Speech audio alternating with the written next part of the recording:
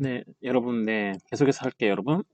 자, 반전체주의성이라는 것은 결국에는 그런 거죠. 네, 다시 한번 정리를 하게 되면은, 네, 국가나 공동체는 공동체가 개인을 위해서 존재를 하는 거지, 개인이 국가나 공동체를 위해서 존재하는 게 아니다. 즉, 자, 국가나 공동체가 개인을 위해 존재하기 때문에 당연히 뭐죠? 개인을 수단으로 삼을 수 없고, 국가나 공동체의 이익이 충돌할 때는 물론 뭐 개인의 이익을 100% 네, 보장해야 되는 건 아니지만, 네, 어디에서부터 출발하냐면 개인의 이익을 보호하는 데서부터 보장하는 데서 출발해야 된다. 자, 이런 거고, 결국은 개인의 기본권을 제한하는 국가 작용은 자, 최소한에 제한한다는 의미가 바로 뭐냐면 반전체주의성인데, 즉 이 인간의 존엄과 가치의 법적 성격 중에 하나가 네, 근본 규범성, 그 다음에 뭐냐면 반전체주의성을 띠고 있다, 가지고 있다, 이런 거죠, 여러분. 이해하시나요, 여러분? 자, 반전체주의성은 개인이 중점이죠, 개인. 네. 당연히 어떤 사회단체나 공동체 단체의 어떤 존엄과 가치가 아니고 개인의 존엄과 가치인 거죠, 여러분. 그래서 이 반전체주의성이라고 하는 것은 네, 개인을 생각하시면 됩니다. 이 개인은, 네, 이 개인이 핵심인 거죠, 여러분. 자, 세 번째로 네, 기본권성인 거죠. 네, 인간의 존엄과 가치는 네, 기본권성을 갖는 거죠. 자, 제가 처음에 설명을 할 때 인간의 존엄과 가치는 기본권 중에 기본권이라고 얘기했죠. 자, 기본권 보장의 근본 원리라고 얘기했는데 그렇다면 결국은 인간의 존엄과 가치는 당연히 기본권성을 갖겠죠, 여러분. 네, 왜냐하면 기본권 중에 기본권이기 때문에 네, 당연히 기본권성을 갖는다. 자, 이런 거죠, 여러분. 자, 여기에 대한 어떤 헌법재판소의 결정은 자, 이 인간의 존엄과 가치는 자, 기본 원리적 성격과 더불어서 어떤 구체적 권리성을 인정하고 어떤 다른 헌법 규정을 기속하는 최고의 헌법 원리다라고 이제 헌법재판소에서 91년도에 뭐죠? 네, 헌마하면은 헌법소원 심판 사건이죠. 네, 자, 31번째로 네, 헌법재판소가 이러한 결정을 내렸는데, 자, 헌법재판소는 인간의 존엄과 가치가 기본권성을 갖는다. 즉, 기본 원리적 성격을 갖고 더불어서 구체적 권리성을 인정한다는 것은 뭐죠? 국민이 국가 공권력에 의해서 무엇인가 자신의 기본권을 침해받았을 때 그 기본권을 구제하기 위해서 헌법재판소에 헌법소원 심판 사건 청구를 통해서 본인의 뭐죠? 기본적 권리를 구제받을 수 있는 가능성이 있는 자, 그게 바로 뭐냐면 자, 구체적 권리성이라는 겁니다. 즉 구체적인 권리가 인정되기 때문에 자기의 이런 인간의 존엄과 가치가 자기 개인의 국민의 개인의 어떤 인간의 존엄과 가치가 침해를 받게 되면 그 침해를 제거하고 자기의 기본권을 구제해 달라고 헌법재판소에 네, 청구를 할 수 있는 그 권리인 거죠. 즉 그게 바로 구체적 권리성을 인정한다. 자, 이런 뜻입니다, 여러분. 아시겠죠? 그리고 당연히 이거는 기본권 중에 기본권이고 자, 뭐죠? 기본 원리적 성격을 규정하고 있는 기본권이기 때문에 당연히 다른 헌법 규정을 기속하는 최고의 헌법 원리겠죠, 여러분. 당연하겠죠, 여러분. 기본권 중에 기본권이고 이게 기본 원리적인 성격을 가지고 있기 때문에 당연히 다른 헌법 규정을 기속하겠죠. 왜냐하면 다른 기본권은 이 인간의 존엄과 가치, 이 바탕 위에 서 있기 때문에 그렇죠, 여러분. 그렇기 때문에 이 인간의 존엄과 가치라는 자, 이 기본권은 다른 헌법 규정을 기속하는 최고의 헌법 원리, 즉 기본권성을 갖는다. 자, 이건 겁니다, 여러분. 이해하시나요, 여러분? 네. 인간의 존엄과 가치는 네, 되게 중요합니다, 여러분. 되게 중요하기 때문에 계속해서 제가 인간의 존엄과 가치, 인간의 존엄과 가치라고 여러분에게 말씀을 드리고 있는데 인간의 존엄과 가치는 어떤 우리 헌법의 존재의 목적은 뭐죠? 국민의 기본권을 최대한 보장하는 데 있고 그 국민의 기본권을 최대한 보장하는 그 기본권 중에 기본권, 그 근본 원리 바탕에 뭐가 깔려 있냐면 인간의 존엄과 가치, 즉 다른 말로 하면 자, 인권이라고도 할 수 있죠, 인권. 결국은 인간이 태어나면서부터 갖는 생리적 권리, 그렇죠. 이 인권을 다른 말로, 즉, 헌법에 편입되는 말로 바꾸면 그게 바로 인간의 존엄과 가치라고 표현이 될 수 있을 겁니다, 여러분. 네.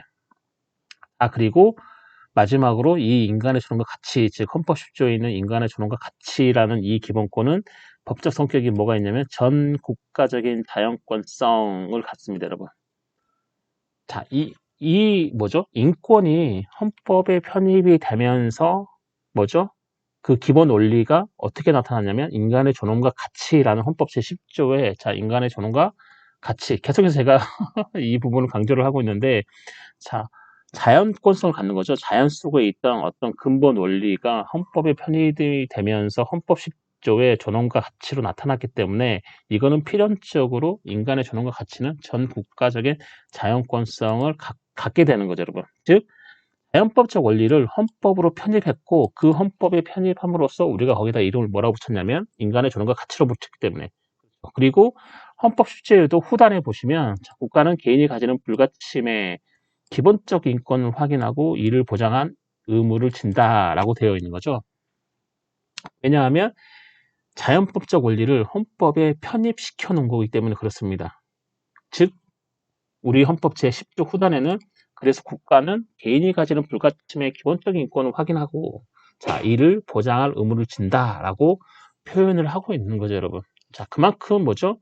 이 인간의 존엄과 가치는 자 기본권 중의 기본권이고 기본권 보장의 기본 원리 같은 즉 뭐죠? 자연권성도 갖고 그다음에 기본권성도 갖고 반전체주의성과 또 뭘 갖는 거죠? A번에 근본 규범성을 갖는 거죠. 그래서 그만큼 이 인간의 존엄과 가치는 매우 중요한 거죠. 자, 헌법과 인권이라는 우리 과목인데, 자, 이 헌법과 인권이라는 과목에서 이 인간의 존엄과 가치라는 것은 거의 절반 정도 차지하는 거죠. 네, 절반 정도 차지할 만큼 되게 중요합니다, 여러분. 여러분 개개인 한 사람 한 사람이 네, 개인 한 사람 한 사람이 존엄과 가치의 주체로서 뭐죠? 대한민국에 살고 있는 거죠, 여러분.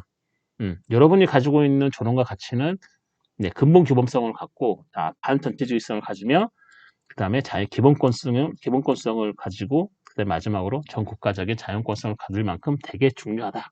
즉 그렇게 따지면 이 인간의 존엄과 가치를 가지고 있는 여러분 한 사람 한 사람은 매우 중요한 거죠, 여러분. 매우 중요한 거죠, 여러분. 네. 자, 여러분 그렇게 중요한 존재라는 걸 네, 인식을 하시면 됩니다. 네. 네. 그렇다면은 이 뭐죠? 인간의 존엄과 가치의 주체는 누구냐? 자, 이 기본권을 누리는 향유하는 도대체 주체는 누구냐? 그렇죠, 여러분. 이 주체.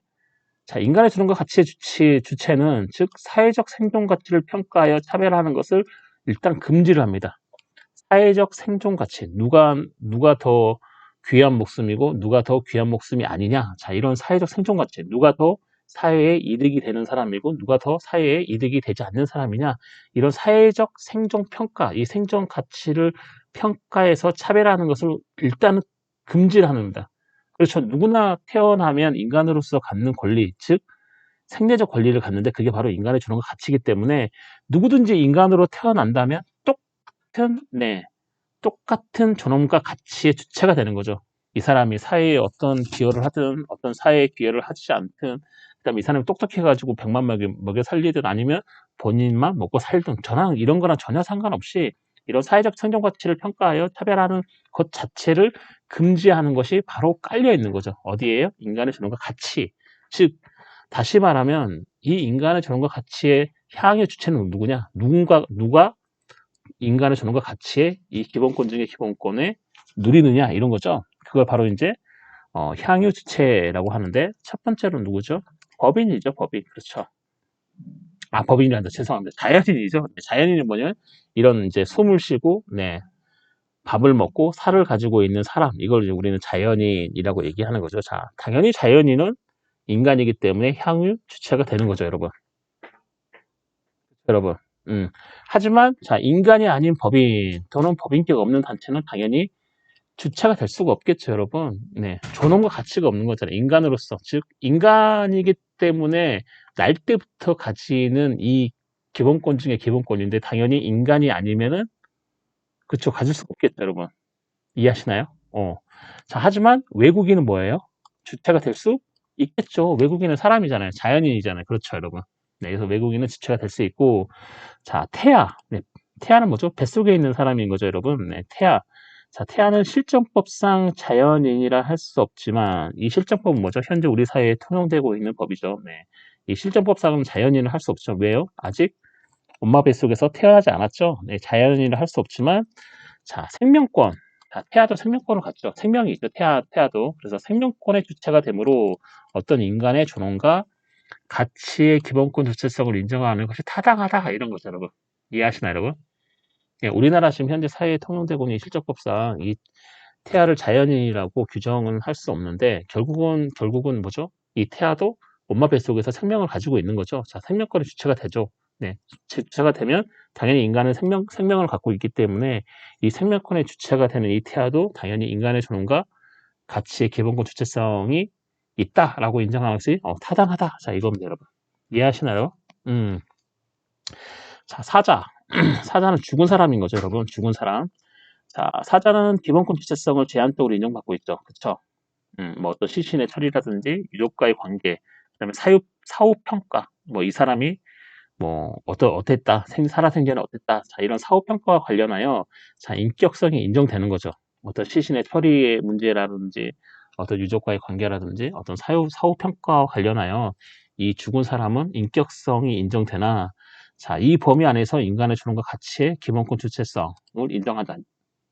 다른 데서는 이 죽은 사람, 즉 사자에 대한 기본권 주체성을 인정할 수 없지만 적어도 어떤 시신의 처리, 본인 시신의 어떤 처리라든지, 그다음에 그 어떤 그 사자와 유족과의 관계, 그다음에 그 사람의 어떤 사후적인 평가와 관련된 그런 인격성은 인정되고, 당연히 이 범위 안에서, 네, 이 범위 안에서 뭐 시신의 처리라든지 유족과의 관계라든지 사후평가라는 이 범위 안에서의 어떤 인간의 존엄과 가치의 기본권 주체성을 인정하고 이 범위를 벗어나면 당연히 이 사람은 살아있는 사람이 아니기 때문에 자 뭐죠? 인간의 존엄과 가치의 기본권성이 주체성이 부인되겠죠, 여러분. 제한적으로 인정된다는 얘기죠. 기본권 주체성은 누가요? 사자가. 그렇죠, 여러분. 시체 해부, 장기식과 같은 시신의 활용은 원칙적으로 본인이 생전 유언이나 유족의 동의가 있는 경우 가능하고, 자, 예외적으로는 엄격한 요건에 입각하여 시신의 활용이 허용됩니다. 왜 그래요? 이것 때문에요. 인간의 존엄과 가치 때문에 그렇습니다, 여러분. 왜냐하면 사자는 적어도 자기 시신의 처리, 그죠? 처리에 해당되는 거죠, 여러분. 해부라든지 장기식은. 자, 이 시신의 처리와 관련되어 있어서는 자, 인간의 존엄과 가치의 기본권 주체성이 이 죽은 사람 사자에게도 인정되기 때문에 어떤 장기이식이라든지 어떤 뭐 해부라든지 시신의 회부라든지 활용은 원칙적으로 본인이 생전에 어떤 뭐 유언을 해놓거나 또는 유족의 동의가 있는 경우에는 가능한데 만약에 둘 다 없으면 정말로 예외적으로 자, 인간의 존엄과 가치 때문에 엄격한 요건에 입각하여서 시신의 활용이 가능하죠. 결국에는 생전 유언이나 유족의 동의가 없으면 유족의 동의가 없는 시신의 활용이 뭐죠? 그 사람의 어떤 인간의 존엄과 가치보다는 어떤 그 사람을 활용해서 어떤 연구하는 것이 조금 더 공동체에게 큰 이익이 있다. 이익을 형량하는 거죠. 이익을 교량하는 거죠. 형량해가지고 어떤 공동체 이익이 훨씬 더 크다. 자, 이런 엄격한 요건 하에서만 네, 시신의 활용이 가능하다. 자, 이런 거죠. 무엇 때문에요? 네, 사자는 자기 시신의 처리와 관련해서 인간의 뭐죠? 존엄과 가치의 기본권 주체성이 인정되기 때문에 그렇습니다, 여러분. 다른 이유가 없어요. 네. 인간의 존엄과 가치의 기본권 주체성이 인정되기 때문에 그렇습니다, 여러분. 이해하시나요, 여러분? 자, 그리고 마지막이네요. 네, 마지막이네요. 제가 실주차를 되게 조금 했네요, 여러분. 네. 왜 제가 이렇게 조금 썼지? 자, 마지막으로 자, 인간의 존엄과 가치의 효력을 보겠습니다, 여러분. 당연히 인간의 존엄과 가치의 이 기본권은 자, 근본 규범성을 갖는 거죠. 법적 성격이. 그렇죠? 당연히 그러면 헌법의 근본 규범으로서 효력을 갖는 거죠, 여러분. 아니 법적 성격이 근본 규범성을 갖는 거잖아요, 여러분. 그럼 당연히 헌법의 근본 규범으로서 효력을 당연히 갖게 되겠죠. 근본 규범이라는 거 뭐죠? 결국은 어떤 국가의 근본 질서라든지 그렇죠. 국가의 근본 질서가 되고 근본 질서에 효력을 미치고 당연히 이거는 국가의 근본 규범이기 때문에 뭐죠? 모든 국가 권력을 구속하게 되겠죠, 여러분. 모든 국가 권력은 당연히 이 인간의 존엄과 가치 이 조항에 구속이 되겠죠. 즉 무슨 말이에요? 국가 권력은 그 권한을 행사할 때 국민에게 행사할 때 인간의 존엄과 가치를 벗어나면 안 되는 거죠, 여러분. 네. 네, 이걸 배터리를 안 꽂았더니 갑자기 어두워졌네요. 네. 자, 그렇다면은 국가 권력이 정당한지 정당하지 아니한지는 자, 위헌 여부 심사 기준으로 이 인간의 존엄과 가치의 효력이 작동을 할 수 있겠죠, 여러분. 네. 여러분 잠시만요. 갑자기 배터리가 나갈 수 있으니까 잠깐 배터리를 좀 꽂을게요, 여러분.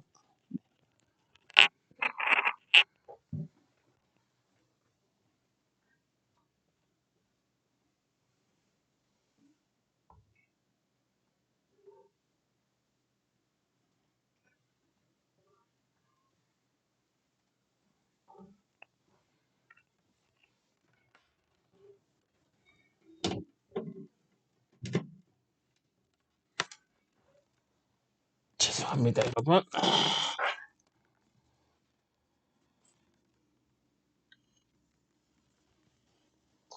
네, 배터리 꽂았네요. 배터리 꼽는다는 거 잊어버렸네요. 잠시만요. 잘 되고 있네요. 네. 자, 결국은 인간의 주는과 가치는 어떤 이제 국가의 근본 질서에 효력을 미치기 때문에 당연히 모든 국가의 권력은 인간의 존엄과 가치를 해치지 않는 범위 내에서 행사가 돼야 되는 거죠. 즉 그거는 모든 국가 권력을 구속하고 있는 거죠. 그 다음에 만약에 이 국가 권력이 어떤 기본권을 침해했는지 안 했는지 국민의 자 이거를 판단할 때 과연 인간의 존엄과 가치라는 이 부분을 침해했냐 이러는 거죠. 즉 뭐냐면 어떤 위헌 여부 심사 기준으로 작용을 하는 거죠. 어떤 국가 권력이 위법하다, 위헌이다라고 할 때 어떤 기준으로 판단하냐면 당연히 근본 질서를 규정하고 있는 인간의 존엄과 가치 자, 여기에 빗대서 판단을 하는 거죠. 이해하시나요, 여러분? 그리고 인간의 존엄과 가치의 효력은 대국가적 공권으로서 효력인 거죠, 여러분. 공권력에 의한 기본권 침해 시에 당연히 헌법소원을 제기하고 그렇죠. 헌법소원을 제기하고 그 침해를 배제할 수 있는 효력을 가지고 있다. 그렇죠, 여러분. 국가의 근본 규범이기 때문에 그리고 또 뭐죠? 여기 보시면 기본권성을 갖는 거죠. 기본권성. 그리고 구체적 권리성이 인정되기 때문에 법적 성격에서 당연히 이 구체적 권리성이 인정된다는 것은 헌법재판소에 의해서 본인의 기본권이 침해당했을 때 구제를 받을 수 있다는 얘기인 거죠. 그렇기 때문에 누구로부터 구제예요? 국가로부터 그러죠. 국가의 공권력에 의해서 본인의 기본권이 침해되기 때문에 그렇죠. 그래서 대국가적 공권으로서 효력 즉 공권력에 의한 기본권 침해 시에 헌법소원 제기를 통해서 침해를 배제하고 자신의 기본권을 구제받을 수 있다 이런 거죠, 여러분. 그 다음에 객관적 법 규범으로서 효력을 갖는다. 국가 공권력이 누군가에게 어떤 권력을 행사해서 그게 위헌적이면은 당연히 다른 사람에게 국가 권력은 뭐예요? 보편성을 갖는 거죠. 일반성을 가질 수 있겠죠, 여러분. 이해하시나요, 여러분? 국가 권력이 뭔가 국민에게 할 때 국민 한 사람, 어떤 특정 한 사람을 위해서 뭔가 하는 건 거의 없죠, 여러분. 국가가 어떤 정책이라든지 이런 걸 할 때 모든 국민이 다 해당이 되겠죠. 그래서 그 정책에 해당되는 모든 국민인데 그 중에 국민 어떤 한 사람이 이거 침해당했다, 자기 기본권은. 그러면 그 국민만 침해당하는 게 아니고 모든 국민에게 미치는 거기 때문에 당연히 뭘 가져요? 주관적이 아니고 객관적인 그런 것을 갖잖아요. 객관적이 되는 거잖아요. 그게. 그렇죠. 나 혼자만 되는 게 아니고 모든 국민이 해당되기 때문에. 즉, 이거는 기본권의 이중적 측면인 거죠. 주관적 공권성도 갖고, 그 다음에 객관적 법 규범으로서의 어떤 가치 질서도 갖는 거죠. 즉, 뭐냐면 이 인간의 존엄과 가치도 마찬가지로 대국가적 공권으로서 효력도 갖지만 그 자체가 뭐죠? 객관적 법 규범인 거죠. 우리 사회에 대해서 누구나 인간의 존엄과 가치를 보장받을 그런 객관적인 규범으로서 효력도 갖는다 이런 거죠, 여러분. 즉 사인 사이에서도 효력을 갖는 거죠, 여러분. 사인 사이에서도 서로 어떠죠? 인간의 존엄과 가치를 지켜줘야 되는 거죠. 그렇죠. 그래서 인간의 존엄과 가치를 침해하는 것을 내용으로 하는 사적 계약은 당연히 무효가 되겠죠, 여러분. 그렇죠, 무효죠. 왜냐면 이거 근본 규범이고 기본권 중에 기본권이기 때문에. 그러면 반전체주의성을 갖고 전 국가적인 자연법성을 갖기 때문에 이해하시나요? 여기 보이죠? 전 국가적인 자연권성을 갖기 때문에 당연히 이 인간의 존엄과 가치를 침해하는 것을 내용으로 하는 어떤 사적 계약도 당연히 무효다. 자, 왜요? 객관적 법 규범으로서의 효력도 함께 인간의 존엄과 가치는 같기 때문에 그렇다. 자, 이렇답니다, 여러분. 이해하시나요, 여러분? 여기까지 해서 실수자 마치고요.